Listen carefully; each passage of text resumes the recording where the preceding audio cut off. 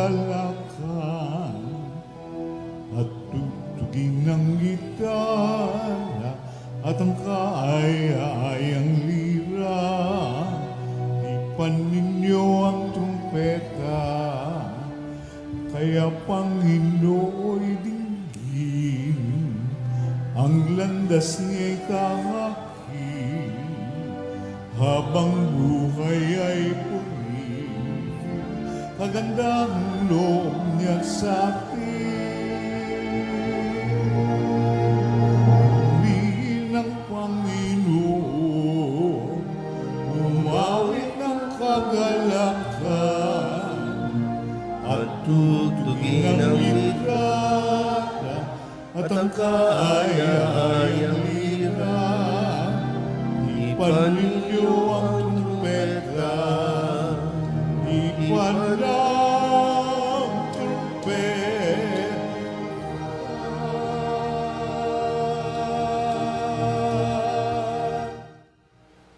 Sa ngalan ng Ama at ng Anak at ng Espiritu Santo. Amen. Ang pagpapahala ng ating Panginoong Heso Kristo, ang pag-ibig ng Diyos Ama, at ang makikipagkaisa ng Espiritu Santo, naway sumainyong lahat. At sumaiyo rin. Ngayon po ay ginugunita natin ang kapistahan ni San Lorenzo, isang diakono at martir. Mga kapatid, tinipon tayo bilang mga kaanib na angkan ng Diyos, kaya dumulog tayo sa maawaing Panginoong nagpapatawad ng lubos. Sinugong tagapagpagaling sa mga nagsisisi, Panginoon, kaawaan mo kami. Panginoon, kaawaan mo kami. Dumating na tagapag-anyayang mga makasalanay magsisi, Kristo, kaawaan mo kami. Kristo, kaawaan mo kami. Nakaluklok ka sa kanan ng Diyos Ama para ipamagitan kami. Panginoon, kaawaan mo kami. Panginoon, kaawaan mo kami. Kaawaan tayo ng makapangyarihang Diyos, patawarin tayo sa ating mga kasalanan at patnubayan tayo sa buhay na walang hanggan. Amen. Manalangin tayo. Ama naming makapangyarihan, sa alam ng iyong pag-ibig na kaloob, si San Lorenzo ay natanyag sa paglilingkod at pagkamartir na tampok. Gawin mong mahalin namin ang kanyang minahal at maganap namin sa pagtupad ng tungkulin ang kanyang ipinangaral sa pamamagitan ni Heso Kristo, kasama ng Espiritu Santo, magpasawalang hanggan. Amen. Umupo ang lahat.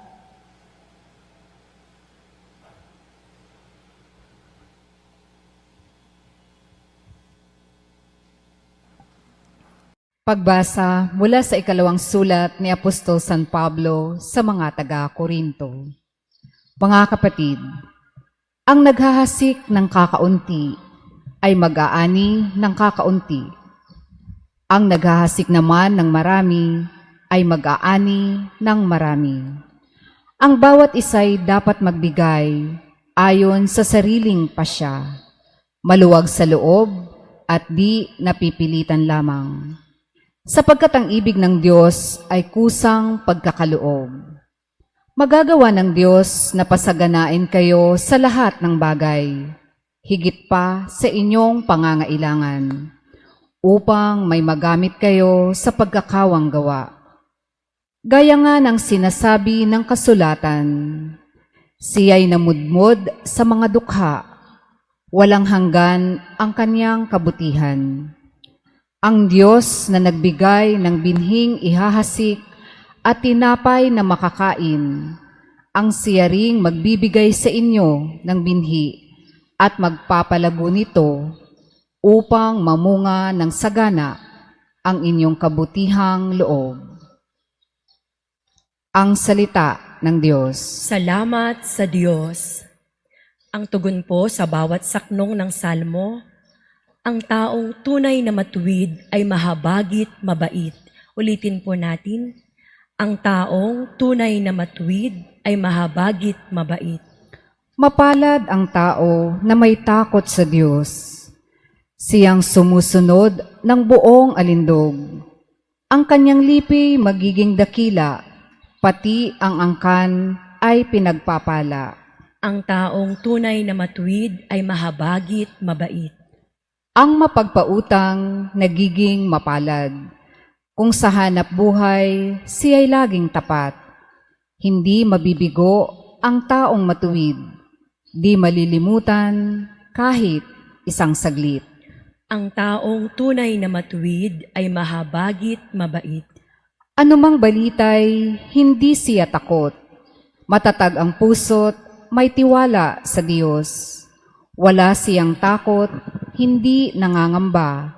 Alam na babagsak ang kaaway niya. Ang taong tunay na matuwid ay mahabagit, mabait. Mabait na lubha, lalo sa mahirap. Ang pagiging matuwid ay di nagwawakas. Buong karangalan siyang itataas. Ang taong tunay na matuwid ay mahabagit, mabait. Alleluia, Alleluia, Alleluia. Kapag si Kristo'y sinundan, liwanag niya'y makakamtan, para mabuhay kailanman. Alleluia, Alleluia, Alleluia. Sumainyo ang Panginoon. At sumaiyo rin. Ang mabuting balita ng Panginoon ayon kay San Juan. Papuri sa iyo, Panginoon. Noong panahong iyon, sinabi ni Jesus sa kanyang mga alagad, "Ito ang aking utos. Mag-ibigan kayo gaya ng pag-ibig ko sa inyo.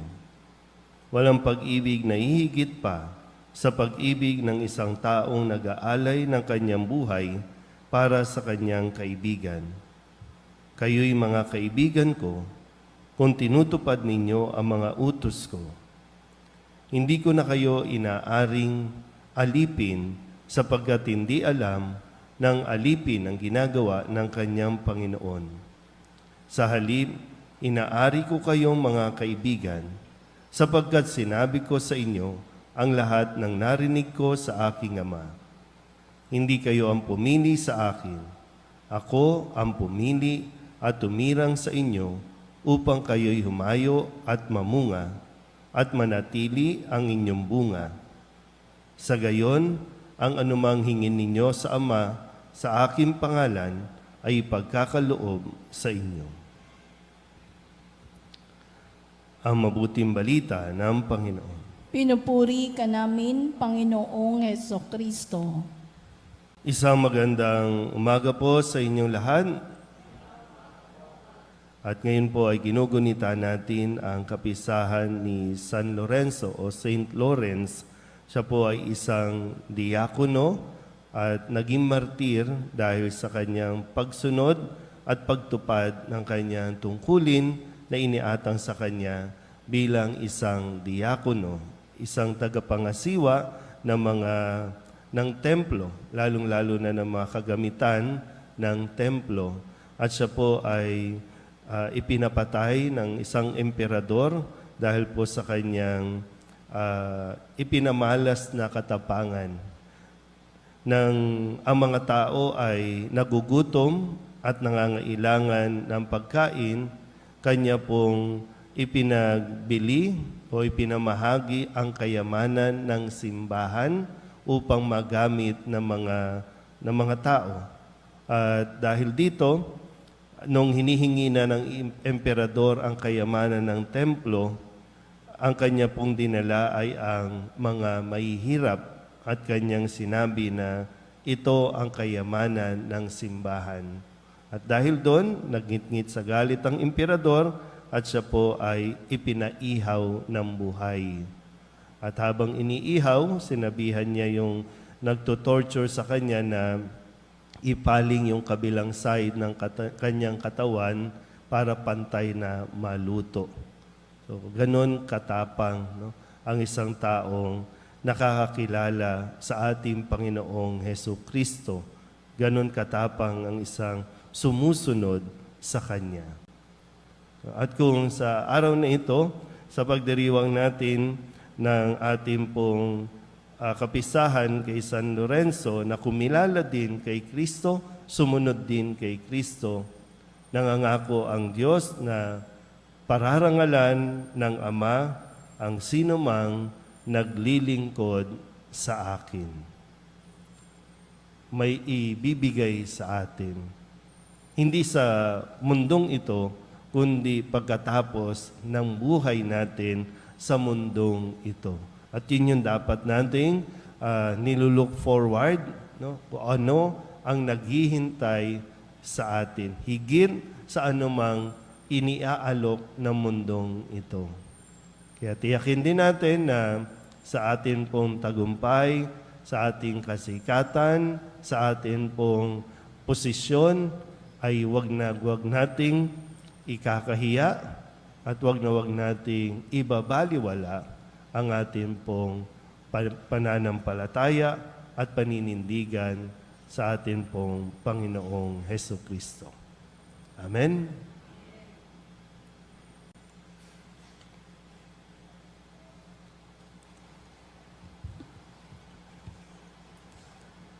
Mahabaging Ama, marapatin po ninyong dinggin ang aming mga panalangin sapagkat nananampalataya kami sa iyong anak, aming Panginoong Hesukristo. Lumalapit kami sa Kanya sa pamamagitan ni Maria. Bilang isang sambayanan, taimtim tayong manalangin at sabihin natin, sa pamamagitan ng mahal na Birhen ng Solidad, Ama, pakinggan mo kami. Sa pamamagitan ng mahal na Birhen ng Soledad, Ama, pakinggan mo kami. Sa pamamagitan ng aming binyag, kami ay tinawag mo sa pananampalataya. Naway patuloy kaming tumugon sa tawag ng mahal na Birhen ng Soledad para sa pagbabalik loob, pagsisisi, at pagtatalaga ng aming mga sarili sa Diyos. Manalangin tayo. Sa pamamagitan ng mahal na Birhen ng Soledad, Ama, pakinggan mo kami. Ama, idinudulog namin sa iyo ang mga pinuno ng aming pamahalaan. Ipagkaloob mo po sa kanila ang katapatan sa paglilingkod at naway kumilos sila para sa ikabubuti ng sambayanang Pilipino, lalo na ang mga nagugutom at naghihirap. Manalangin tayo. Sa pamamagitan ng mahal na Birhen ng Soledad, Ama, pakinggan mo kami. Ama, inilalapit namin sa iyo ang aming parokya, ang Nuestra Señora de la Soledad, at ang mga samahan na bumubuo nito. Gayon din ang Archdiocese ng Maynila at ang Simbahang Katolika sa bawat sulok ng mundo.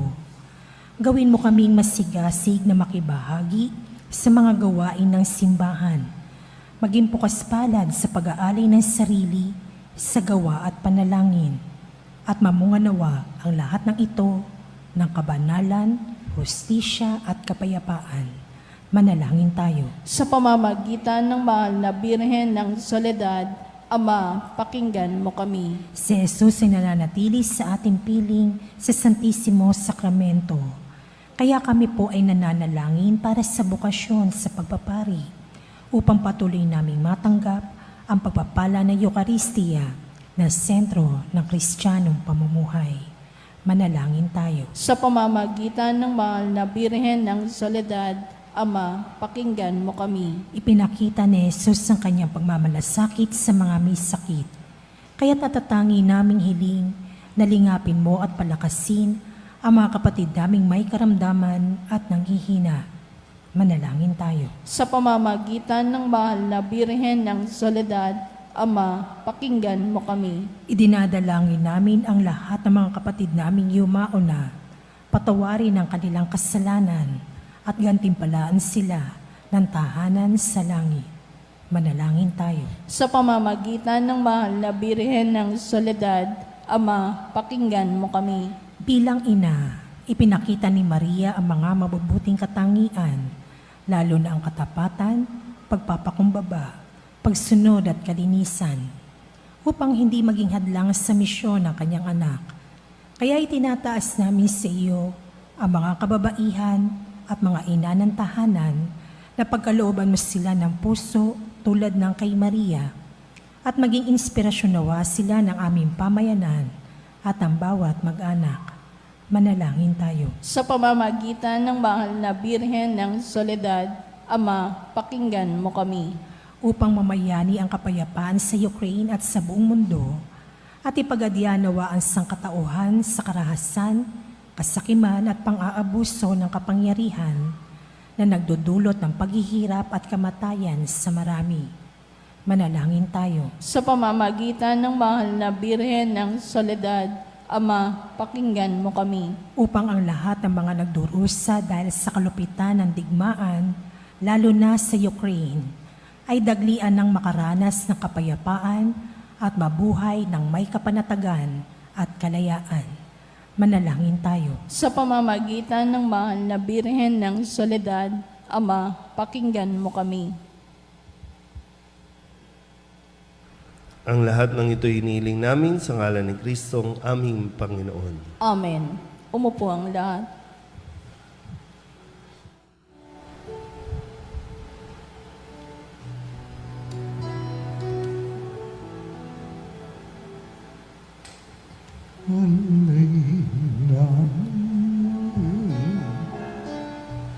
aming buhay.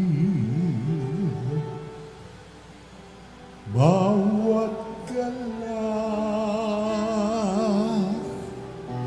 at lumbay, bawat pangarap naming taglay, sa palad mo ilalagay.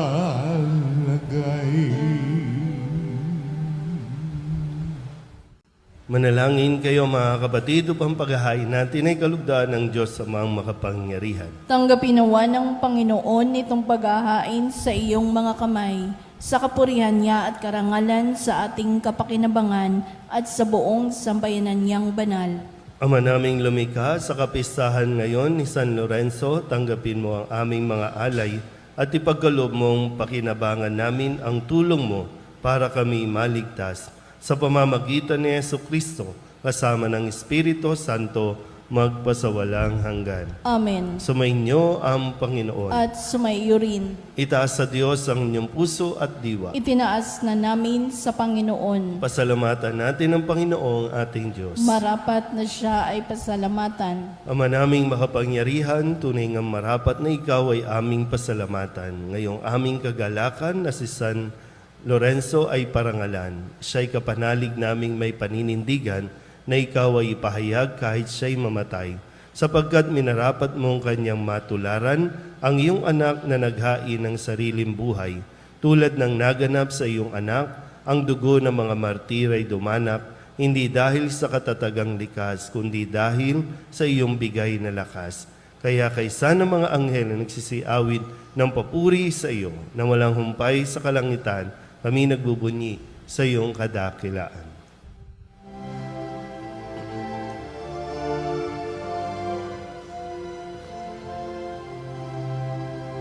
Santo, Santo, Santo, Panginoong Diyos makapangyarihan, napupuno ang langit at lupa ng kalwalhatian mo. Hosana sa kaitaasan, pinagpalang na parito sa ngalan ng Panginoon. Hosana sa kaitaasan.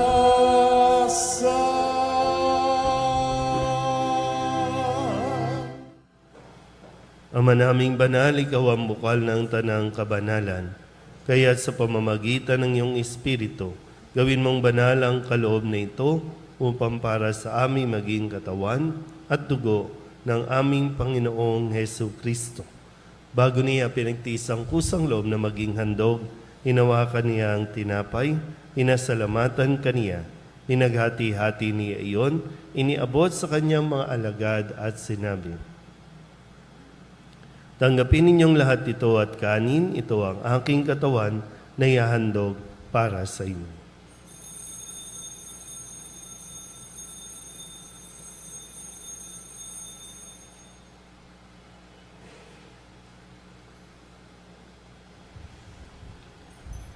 Gayun din naman nang matapos ang hapunan, inawakan niya ang kalis, muli kaniyang pinasalamatan.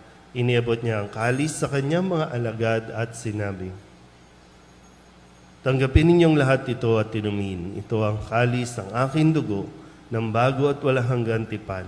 Ang aking dugo na ibubuhos para sa inyo at para sa lahat, sa ikapagpapatawad ng mga kasalanan. Gawin ninyo ito sa pag-alaala sa akin.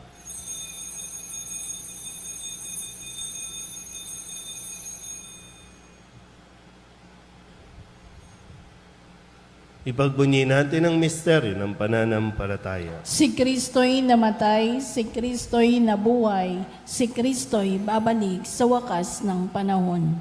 Ama, ginagawa namin ngayon ang pag-alaala sa pagkamatay at muling pagkabuhay ng iyong anak, kaya iniaalay namin sa iyo ang tinapay na nagbibigay buhay at ang kalis na nagkakaloob ng kaligtasan. Kami nagpapasalamat dahil kami iyong minarapat na tumayo sa harap mo para maglingkod sa iyo. Isinasamo namin kami magsasalo-salo sa katawan at dugo ni Kristo ay mabuklod sa pagkakaisa sa pamamagitan ng Espiritu Santo. Ama, lingapin mo ang iyong simbahang laganap sa buong daigdig. Puspusin mo kami sa pag-ibig kaysa ni Francisco na aming Papa at ni Jose na aming Obispo at ng Tanang Kaparian. Alalahanin mo sina Robert, Nilo at Jovito na tinawag mo mula sa daigdig na ito. Nung sila'y binyagan, sila'y nakaisa ni Kristo sa pagkamatay. Ngayong sila'y pumanaw, naway makaisa sila ni Kristo sa pagkabuhay. Alalahanin mo rin ang mga kapatid naming nahimlay nang may pag-asang sila'y muling mabubuhay, gayon din ang lahat ng mga pumanaw. Hawaan mo sila at patuloyin sa iyong kaliwanagan. Hawaan mo at pagindapating kaming lahat na makasalo sa iyong buhay na walang wakas, kaysa ng mahal na Birhen Maria na ina ng Diyos, ng kabiyak ng puso niyang si San Jose, kaysa ng mga apostol at ng lahat ng mga banal na namuhay dito sa daigdig ng kalugod-lugod sa iyo, may pagdiwang nawa namin ang papupuri sa ikararangal mo sa pamamagitan ng iyong anak na aming Panginoong Heso Kristo. Sa pamamagitan ni Kristo, kasama niya sa Kanya, ang lahat ng parangal at papuri ay sa iyo, Diyos amang makapangyarihan, kasama ng Espiritu Santo, magpasawalang hanggan. Amen.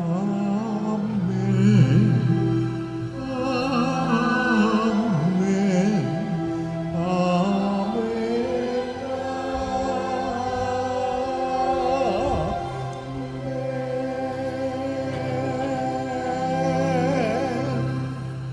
Sa tagubili ng manakagagaling na utos at turo ni Jesus sa Panginoon natin na Diyos, ipahayag natin ang lakas loob.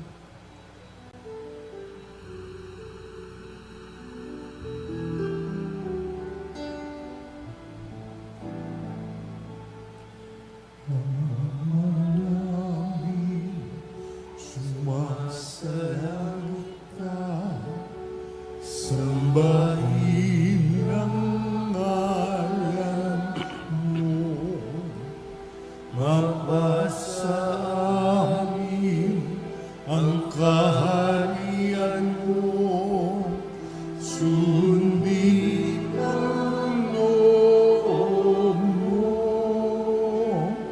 dito sa lupa para ng sa langit, bigyan mo po kami ngayon ng aming kakain sa araw-araw at pagkawain mo kami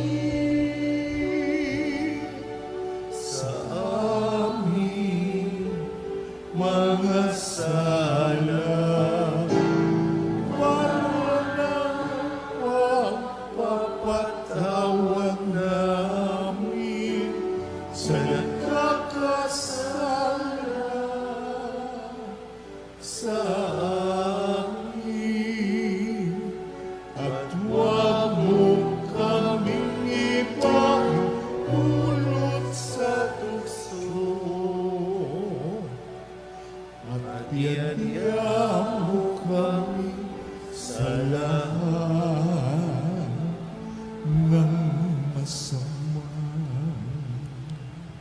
Hinihiling namin kami iadya sa lahat ng masama, pagkalooban ng kapayapaan araw-araw, iligtas sa kasalanan at ilayo sa lahat ng kapahamakan, samantalang aming pinananabikan ang dakilang araw ng pagpapahayag ng tagapagligtas naming sa Hesus Kristo. Sapagkat iyo ang kaharian at ang kapangyarihan at ang kapurihan magpakailanman. Amen.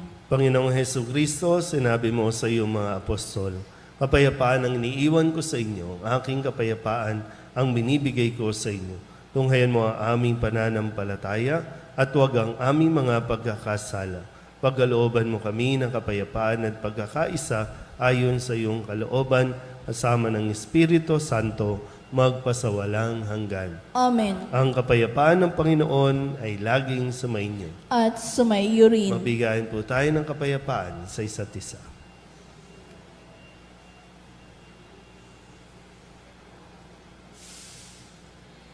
Kordero ng Diyos na nag-aalis ng mga kasalanan ng sanlibutan, maawa ka sa amin.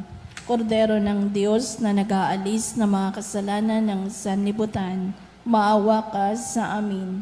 Kordero ng Diyos na nag-aalis ng mga kasalanan ng sanlibutan, ipagkaloob mo sa amin ang kapayapaan.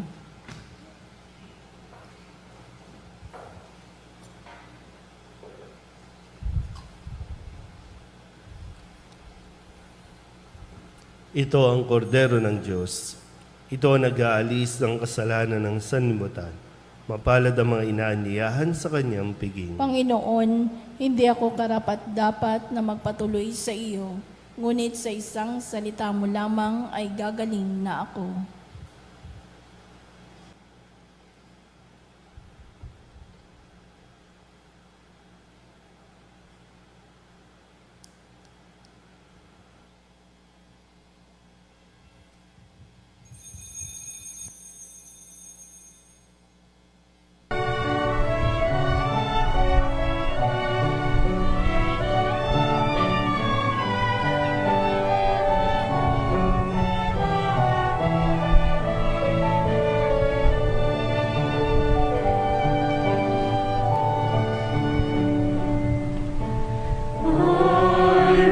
Listen to the Lord, will listen to the voice of his people, serve them with all my heart. I will listen to his words and call upon the Lord for his people to live in faith and truth and in love.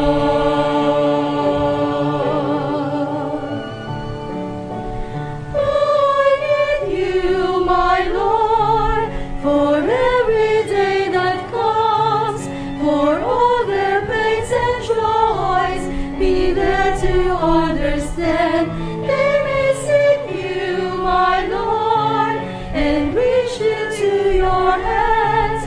May you comfort their sorrows and heal their wounded hearts. I will listen to the Lord, will listen to the voice of his people, serve them with all my heart.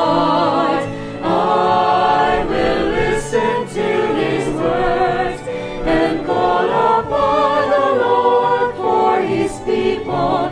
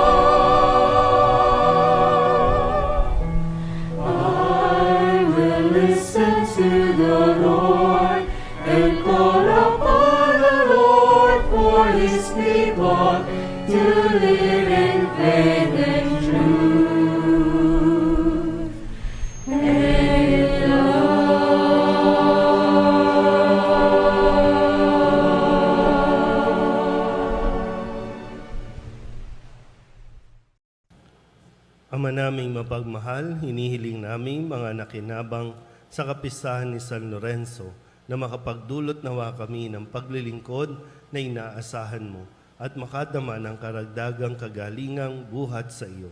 Sa pamamagitan ng Jesucristo, kasama ng Espiritu Santo, magpasawalang hanggan.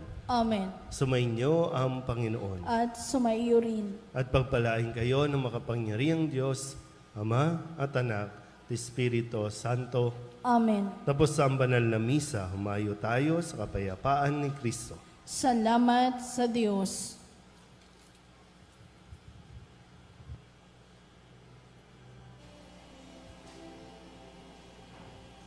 Salve Regina, Mater Misericordiae, vita dulcedo, et spes nostra salve.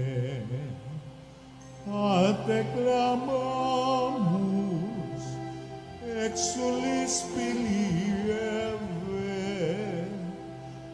a te suspiramus, gementes et plentes, in hac lacrimarum vale. Ea ergo, advocata nostra, illos tuos, misericordes oculos, ad nos converte. Et diestum benedictum fructum ventris tui, nobis pos hoc exilium ostende. O clemens, o quia adultis Virgo Maria. Pray for us, Holy Mary, Mother of God. That we may be made worthy of the promises of Christ. Let us pray.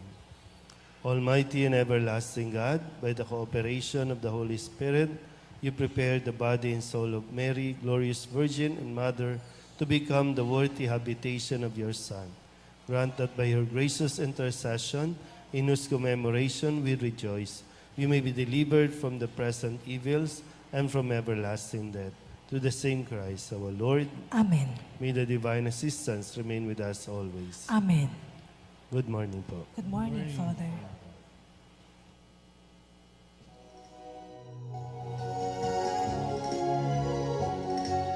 Nuestra Señora del Soledad, inang mapagtis ng mga hirap, nagbata ng pasakit dahil sa Diyos sa atas.